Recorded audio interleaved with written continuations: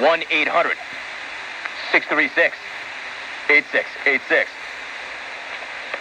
Also, I've got a story that I'm going to share with you later on. You wonder why athletes think they're above the law? I can answer that simply. It's because they are.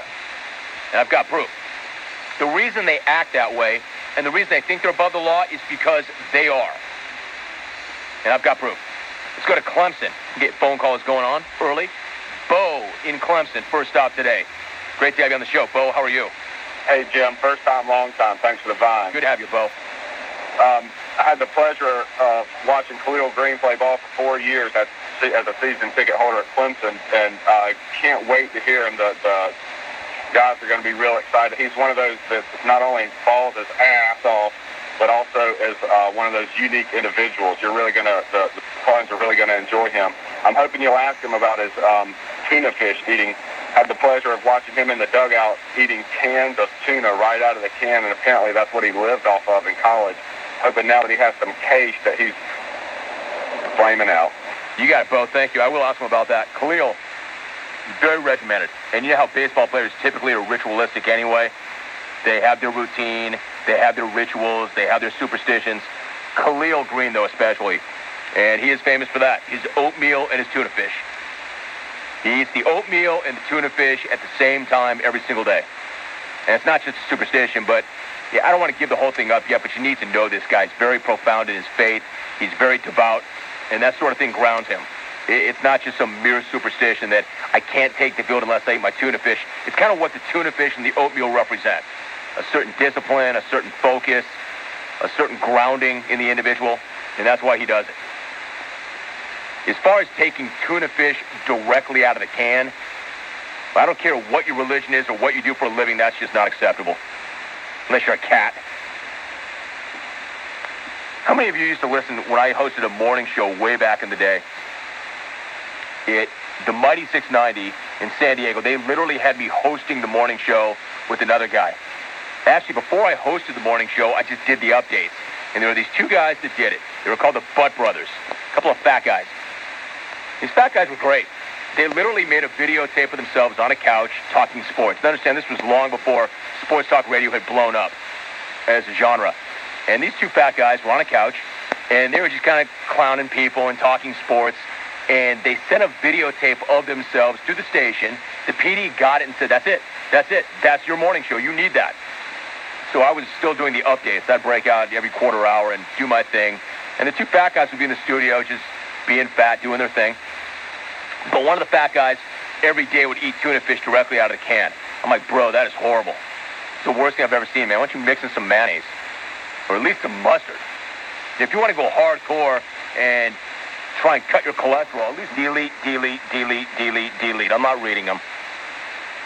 Dear Jim, I can't believe that they would disrespect the beach volleyball players and the game of beach volleyball by throwing exotic dancers out there. That's just wrong. Signed, the lingerie bowl players. You have to like bikini-clad beach volleyball player taking offense to bikini-clad beach volleyball dancer. I mean, are they not wearing the same thing? And then again, if you play beach volleyball, you can't take offense at anything. Hey, Jim, I don't know what you're talking about. I go to beach volleyball games to see the sport being played. Signed, the guy who says that he goes to Hooters because he likes their hot wings. Exactly.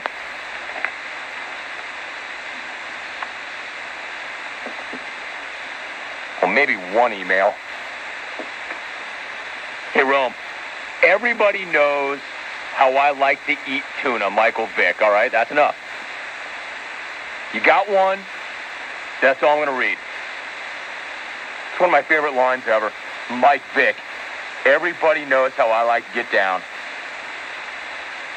One of the greatest, I mean, what an incredible denial that he was gay. First of all, he's not.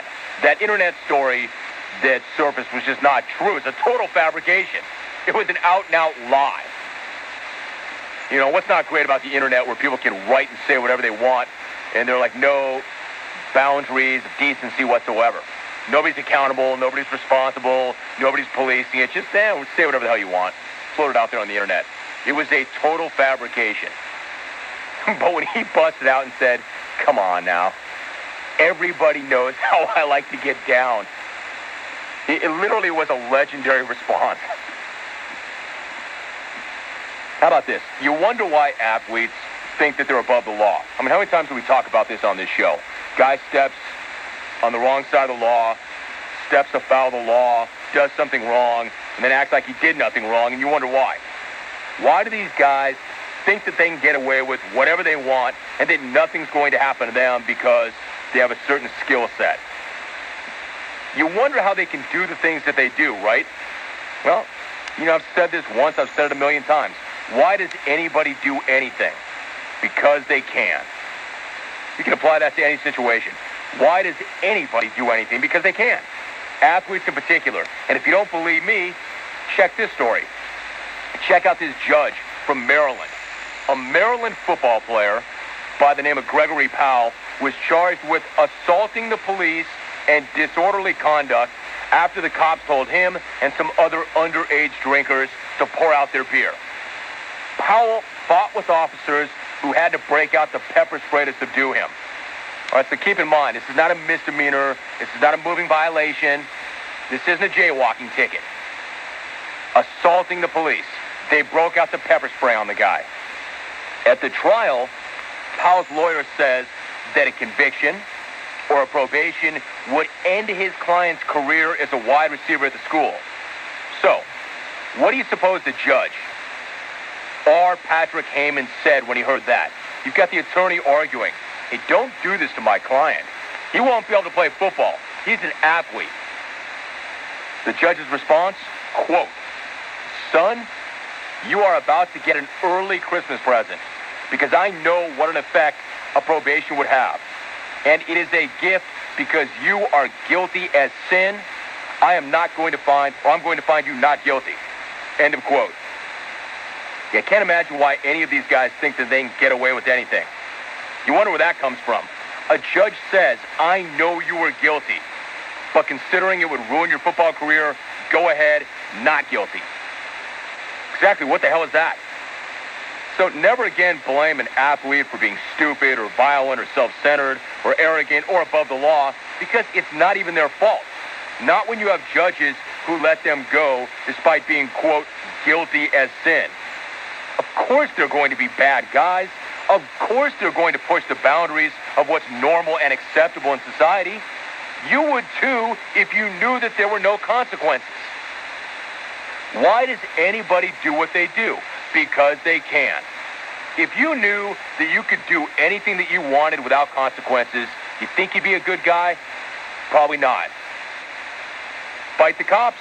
Who cares? Nothing's going to happen. I mean, why even bother arresting these guys anymore if a judge is just going to say, it could screw your football career up. Merry Christmas, son, beat it. You're guilty of sin, but beat it. Yeah, but judge, the cops broke out the pepper spray.